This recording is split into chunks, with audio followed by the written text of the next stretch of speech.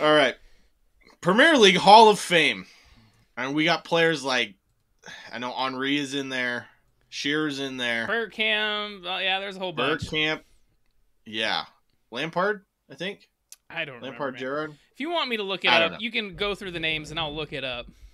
Thank you. I appreciate it. So we got quite a few nominees for this newest inductee class. So we got Sol Campbell, Michael Carrick, Andy Cole, Jermaine Defoe, Cesc Fabregas, Les Ferdinand, Robbie Fowler, Eden Hazard, Gary Neville, Michael Owen, David Silva, John Terry, Yaya Toure, Edwin van der Sar, and Nemanja Vidic. There you go. Ashley Cole has already been inducted into the 2024 Premier League Hall of Fame. 2 more will be inducted to join the likes of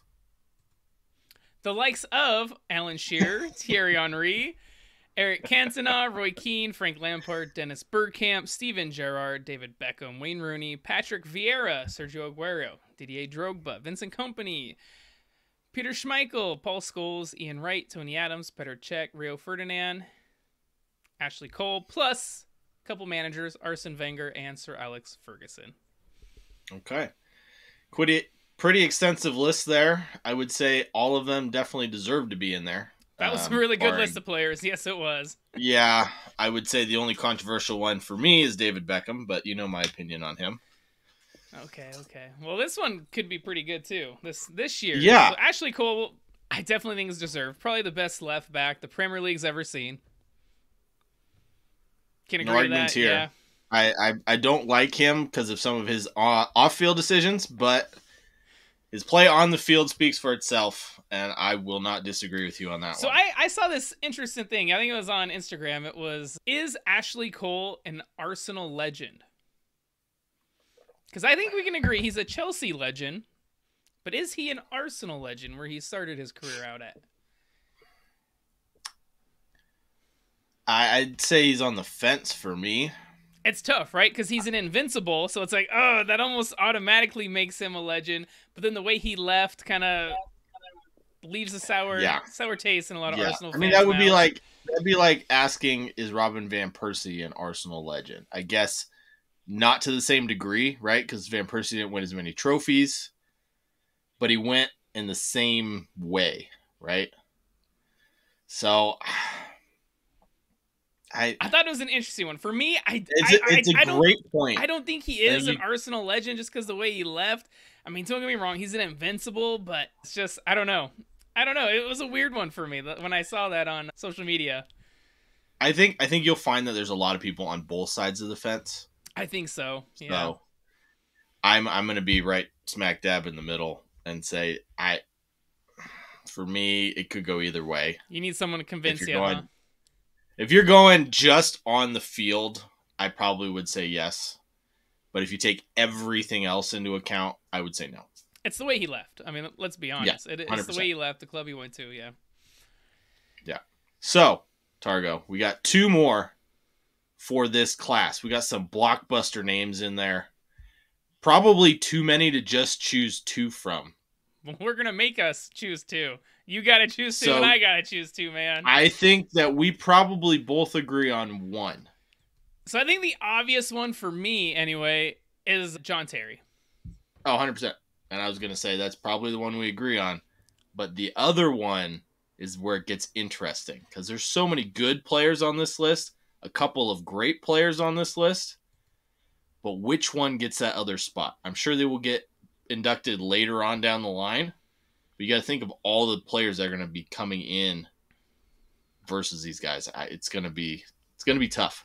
It is. It is tough. Who is your final player inducted into this year's Premier League Hall of Fame? This was really tough, man. But I am going Edwin van der Sar. I'm going to give some love to a goalkeeper, man. He was a fantastic goalkeeper for Fulham. Then went on to Manchester United. Did fantastic things. It was tough. It was tough. Things, yeah. I mean, a part of me wanted to be a little biased, throw Cesc Fabregas in there or Sol Campbell, but even a Yaya Toure, I was probably my close third. It's tough, man. Vidic was a Andy fantastic Cole in there defender. too. Oh, it was very tough. But I'm I going know. John Terry, Edwin van der Sar. Edwin van der Sar. Okay. Give love to the goalies. All right. Well, for me, I thought about doing just straight defenders in this one. Give some love out to them because there's been so many attacking players inducted already.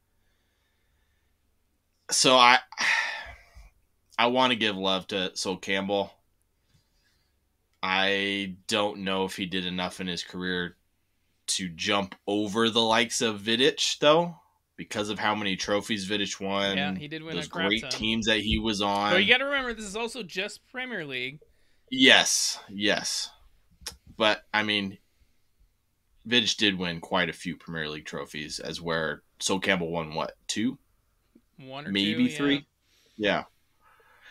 And then Van der Sar, I mean, arguably the best Premier League goalie of all time. That's probably very arguably, but he's up there. Yeah. He's one of the best. One of the only goalie on this list. I think you just said Peter Schmeichel was the only goalie inducted so far. He was, yep. Yeah, but I'm gonna have to go into Nemanja Vidic. Vidic, okay. There was not a more dominant center back that I've ever seen in the Premier League than him.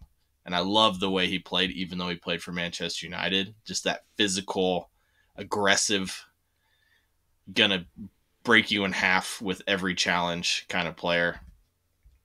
I'm gonna have to go with him. Close second, Van der Sar, then Sol Campbell just behind. So okay, another tough one for me, man, was David Silva. Yeah, I think it's too soon though. I think it's too. Obviously, I think the older players. Hazard's too soon. Yeah. I mean, David Silva just retired, I think, the same calendar year as Eden Hazard. I probably was the same calendar year because it was, when he tore his ACL for Sociedad or broke his leg or something, got some injury. Yeah. So I think those two a little too soon. Yaya Toure, good shout there. I also think that's too soon. You got all these legends from way back in the day. So, what do you guys think? Let us know on our Instagram, our TikTok, Brews Banter FC. Instagram is Brews FC. Our Facebook group and our Facebook page, as well as like and subscribe to our channel. Hit that notification bell. Or comment down below in the video on YouTube. There you go. Yeah. So, Targo, the harder question, or maybe just funnier. Funnier? Who should be nowhere near this list? Who should be nowhere near this list? This was... Oh, man. This is, I think, where my bias might come out, because obviously I'm going to say Jermaine Defoe. Well, let's go with this. How many trophies did Jermaine Defoe win? I think he won a League Cup. I think they won that League Cup, whatever year that was, in 2008. 0 Premier League trophies. But yes, that's the big one, man. He did score some goals, 191 goals in the Premier League. For whoever, Tottenham, Sunderland, various clubs. Yeah, all over the place. But yeah, I think I'm going to go with Jermaine Defoe. Okay. Anybody else on there that might be a little controversial for you? Yeah, I do have one, man. I'm going to say Michael Owen. So don't get me wrong. Michael Owen for Liverpool, fantastic. Great few years there. Went to Real Madrid. Didn't do jack shit. Yeah, flushed the toilet. Yeah. He went down the drain. Yeah. He came back. Newcastle stint, Manchester United stint, or wherever else. He didn't do crapola, man. He was garbage. He averaged, once he came back from from Real Madrid into the Premier League, he averaged 7 goals a season. 7. Yeah. Michael Owen. Yeah. He is not a great. Sorry to throw it out there. He is not. He only scored 150 Premier League goals. That's less than Jermaine Defoe. I'm going to agree with you on that one. I do not rate him very highly, and his commentary or punditry is even worse. So I don't even listen to him on there, so I couldn't tell you. He does the PGMOL show where they do the VAR checks. Oh, yeah. With Howard Webb, and he doesn't even question anything. No challenging questions, nothing. It's awful. Well, I think that's why they hire those people, so they can agree with the referee, so there's no controversy. Yeah, but this is Michael Owen we're talking about. You would think with his playing style that he would be able to challenge these kind of things. It makes for a better show. I don't know. All right, I'll get into mine. A guy who is in my opinion, one of the worst pundits in the history of Sky Sports.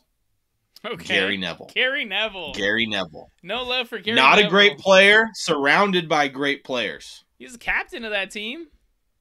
Okay, cool. Good for him. A very winning team. I know. Some great players on those teams. But I never rated him highly as a defender. Okay. I mean, like, what did he ever do for England? I mean, you could say that about every English player, though, for the national team. They never did anything. Never won any trophies. Never went far in the World Cup, the Euros. I mean, always underperformed. They're still waiting for that trophy to come home. And we'll see this summer. But not a World Cup. I don't know. I do think he maybe should be on here. I think he is one of the better right backs that we've seen in the Premier League. Jermaine Defoe, obviously. It's a lot of bias, but again, 0 Premier League trophies. At least Gary Neville won a bunch. And then this one for me, because you had Michael Owen, so I'm not going to copy you. And this one's also going to be controversial. Robbie Fowler. I could see it. Was 167 Premier League goals. Yep. I think he might have won a Premier League trophy with Liverpool, maybe. His first stint with Liverpool was really good, and and then he kind of petered out. Like, honestly, I really remember him at Man City, and then his second coming to Liverpool. If I'm being honest, watching him play. Yeah, one of the first players to follow the money to Manchester City. Honestly, I think that was before they even had money. Was it? Okay. That was back in the Richard Dunn days. The Nicholas Anelka days. So, that is my last one that should be nowhere near this list. Unfortunately for Liverpool fans. And I did think during his first stint at Liverpool that he was a fantastic player. I just don't think he's Liverpool great. Huh, interesting. We both picked strikers who had promising careers at Liverpool and then left and went downhill. Went down the drain. Yeah. And a Tottenham striker. So. Tottenham. Tottenham. Okay, Targo. Final question. Okay. And the opposite of the last question. Who do you think is a low-key fantastic player but won't make it? So we've already said some fantastic names. Like I mentioned David Silva, Yaya Toure, some of the, you said Vidic, Campbell. But one that we didn't talk about, who I think is a fantastic player, was Michael Carrick. Yeah. I think he might be one of the most underrated players of all time. He might be. He really might be. He was a fantastic midfielder for Manchester United. And where was he before that? Was it Bolton? You keep talking about him, and I will look it up. It might have been, I can't remember. Maybe it was a Tottenham. Yeah, for a little bit. But I think Michael Carrick, man, fantastic player. He, you saw him on the coaching lines there for Manchester United when Ollie was at the wheel. But I just think he's one of those players that just doesn't get the love he deserves and probably won't make it into this round of the Hall of Fame. But he is definitely a fantastic player that deserves a shout. Who kind of did the work on the field, the not flashy things, didn't grab all the attention, but his role was very important on that field. Yeah. So he played for West Ham and then went on loan to Swindon and Birmingham City and then played for Tottenham for 2 years and then played for Manchester United Tottenham. for 12. Okay. Yep. Yeah. So that's what I would say is the low-key player that probably won't make it, but is fantastic. Yeah. I 100% agree with the Michael Carrick shout. I think that he should totally be amongst the list of some of the best midfielders in Premier League history. One that I think is going to go under the radar, and probably because a lot of people that are listening are younger and don't really remember him, is Les Ferdinand. Fantastic striker for Newcastle, and I'm not sure, somebody else. Maybe Man United. He's got 189 goals in the Premier League. Was a fantastic player, super exciting to watch. If I'm not mistaken, he did play with Alan Shearer as his strike partner. So yeah, he made his big name at QPR. And then you're right, QPR. Newcastle, Tottenham, West Ham, Leicester, Bolton, Reading. Yeah. Even when he Besiktas on loan. There you go. I didn't know that, actually. Surprising. He played three games for them. Oh, okay. That would be why I didn't know that. And then one that I think he'll still get in at some point, but I don't think he'll get in this round is Andy Cole. Okay. A lot of players that played for United rank him as the best player they played with. I think Rio Ferdinand said that. Yeah, he was a fantastic striker. Scored a boatload of goals. I think 229. Up there with the best strikers in Premier League history. I don't think this round that he'll get in, but we'll see. Good shout on the Andy Cole. Les Ferdinand, I might disagree with you there. I mean, if you want to talk goals, Jermaine Defoe has more. Fair. And they both played for Tottenham, so. There you go. Do you agree with our list? Let us know on our Facebook group, our Instagram, Brews FC, our TikTok, Brews Banter FC. Make sure just let us know right down below. Check us out, all your favorite podcast platforms. Make sure you're giving us 5 stars. Like, subscribe, hit that notification bell. And until next time, my friends, as always, we love you. Cheers. Today's episode is brought to you by Acorn Hills Clothing Company. Sustainable clothing, biodegradable packaging, tree planted for every purchase, and a percentage of their sales donated to charities. Yeah, and that's not even the best part.